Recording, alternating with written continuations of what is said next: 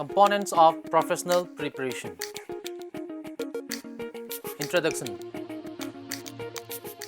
Professional preparation is indeed a complex and dynamic process because it involves a number of interacting elements which change in time.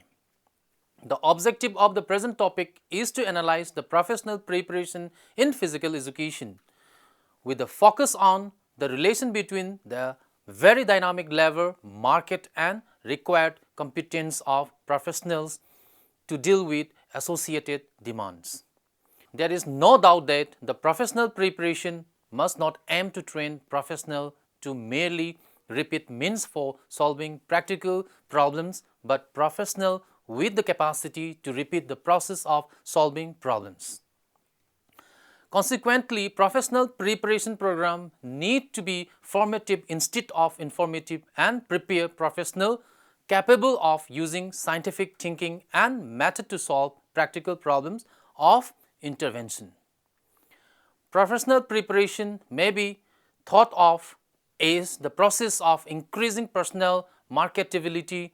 When viewed from this perspective, professional preparation includes not only the course work and academics but related career experience as well. Typically, professional preparation curricula in physical education have been oriented towards preparing individuals for career in teaching and coaching. Objectives of professional preparation. Objectives of professional preparation may be explained under the following headings. Number 1. To provide an experience to tabulate and compile the proper results and record of various physical education and sports activities. Number 2. To provide an experience to maintain the various types of stock and issue register and other records in a systematic manner to provide a professional output. Number 3. To provide the knowledge about various heads of budget allocation and the relevant heads. Number 4. To provide the professional status to the individual. Number 5. To achieve the aim and objectives of physical education and sports as well as education. Number 6. To develop the understanding about the national sports policy, its plan and action to achieve the goal systematically.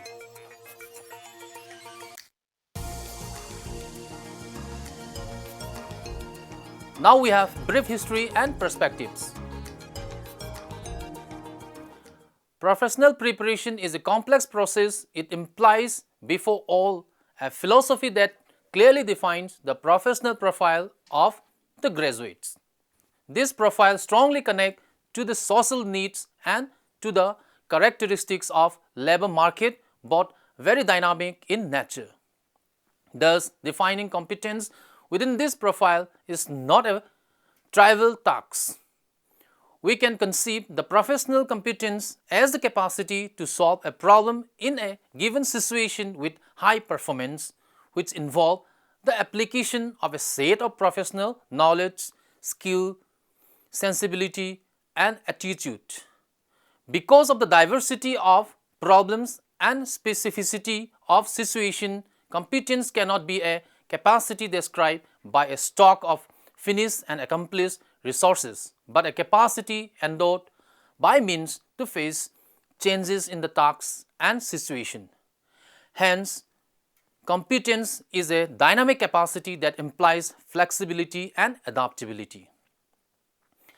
Present reflection about professional preparation includes questions like: Number A. Which professional profile professional preparation program must pursue? Number B. What type of professional would be better prepared to offer society a quality service to adequately attend their needs? Number C. What kind of professional competency and sensibilities must a professional hold? Number D. Which professional is better, an autonomous person to continuously search a new knowledge or one dependent on external guidance and motivation. Number E, which professional is better, a person capable of solving problems or one with capacity to apply already established solutions. Number F, which professional is better, one with acute sensibilities to make diagnosis of the conditions, necessities and expectation of student and client before prescribing activities or with capacity to prescribe activities only.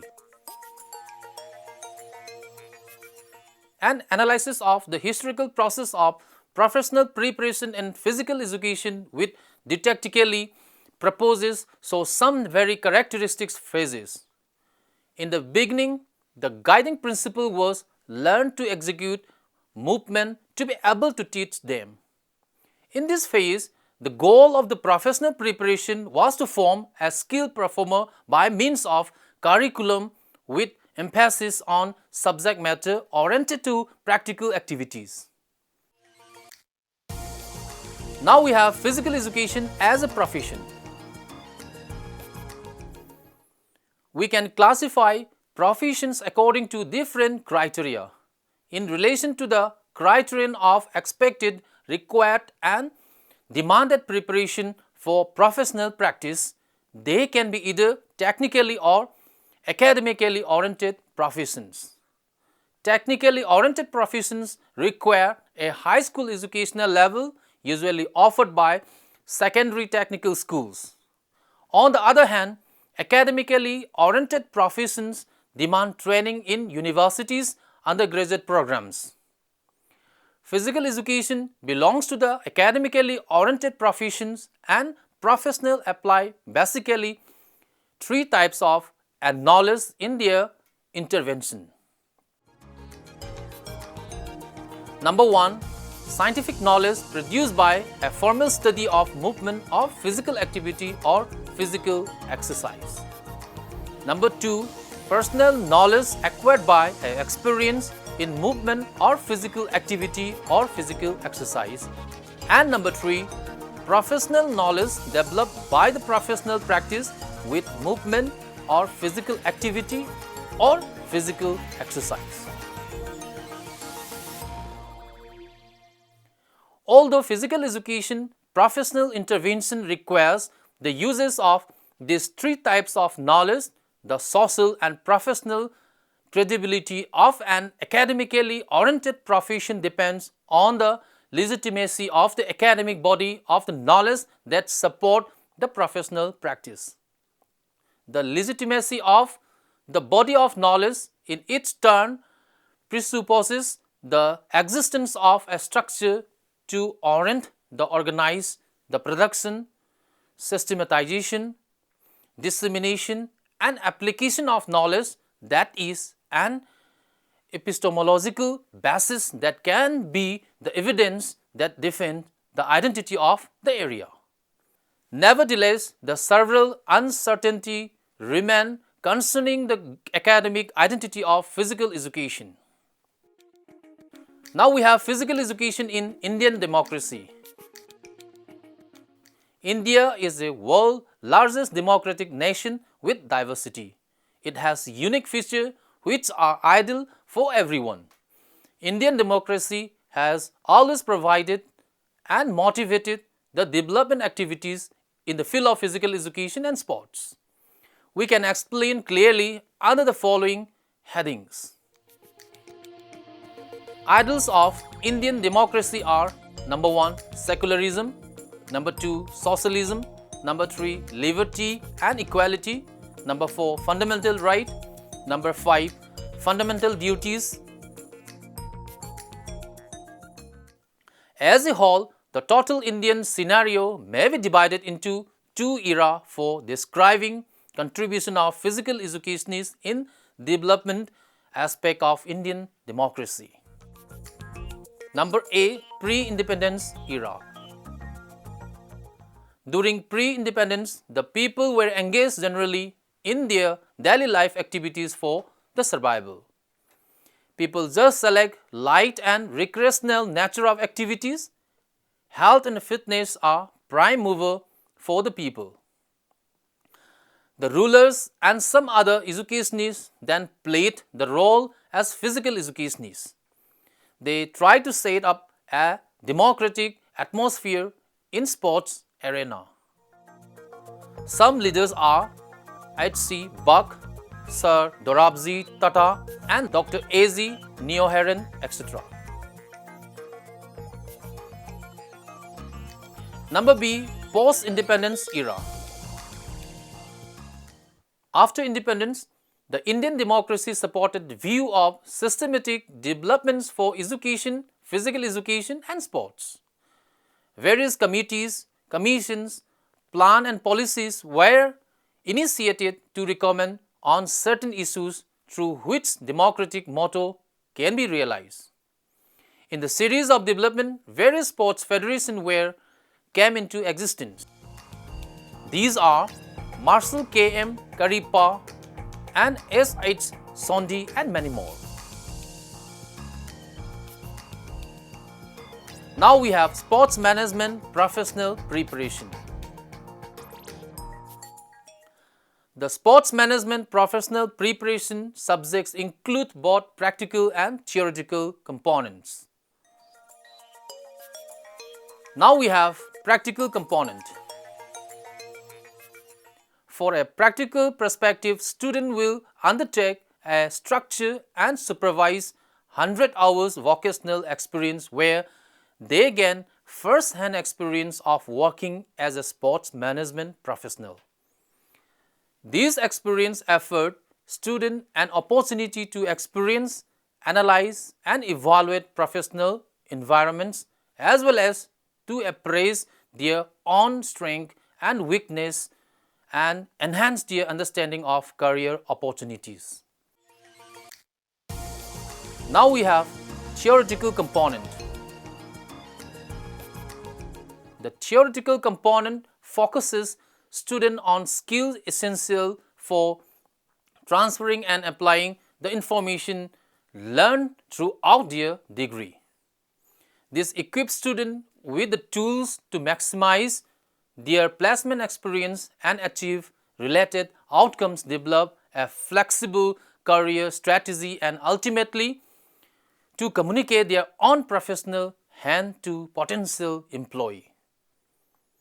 The rationale of this subject is to increase students' awareness of the requirement of professional working in the sports management industry and expose students to the working environment of the types of organization in which they may wish to seek further employment. Sports management professional preparation is designed to link and complement the students' program of study by introducing them to the dynamic and working of the sports management work environment. Now we have common components of professional preparation. There are some commonly accepted components for profession which distinguish them from other vocation and area of work. These unique qualities serve as criteria which may be professional study used in judging professional status. The following are the common components of professional preparation. Number 1, scientific and philosophical basis. Number 2, specialized skills. Number 3, service motive. Number 4, code of ethics.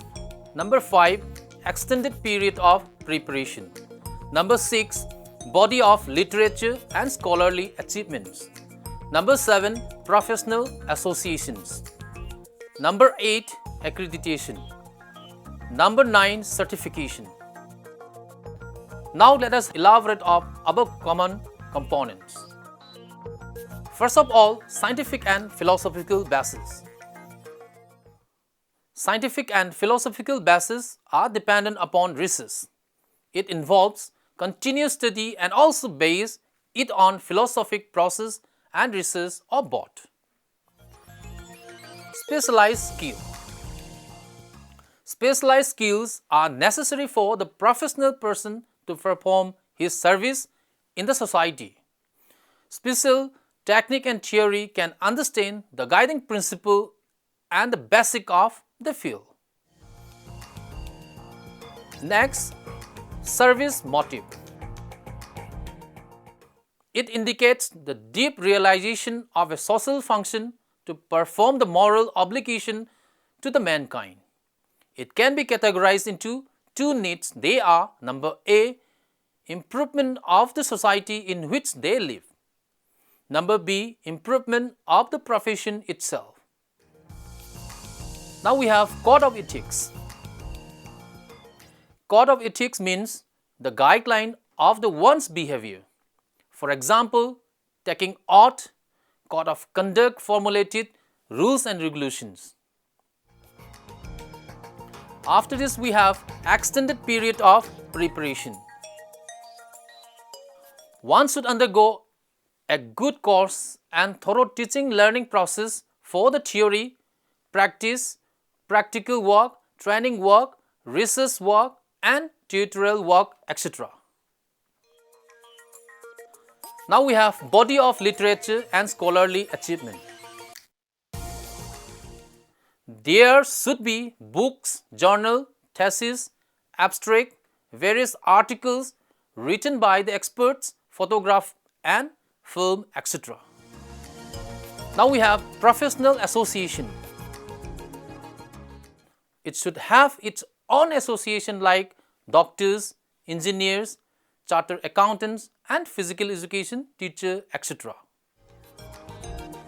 Now we have accreditation. Accreditation is the recognition. It is the practice of an association as an agency to give approval to an institution or to the program. Now we have certification. Another quality of profession is that there must be some form of license or certification to support some high standards. Now we have conclusion.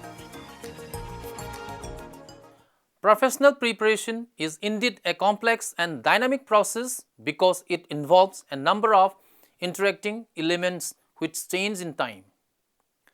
Professional courses for the preparation of physical education teachers are now being offered in a large number of universities, colleges, teachers' colleges, state normal schools, junior colleges, and in special school for physical education.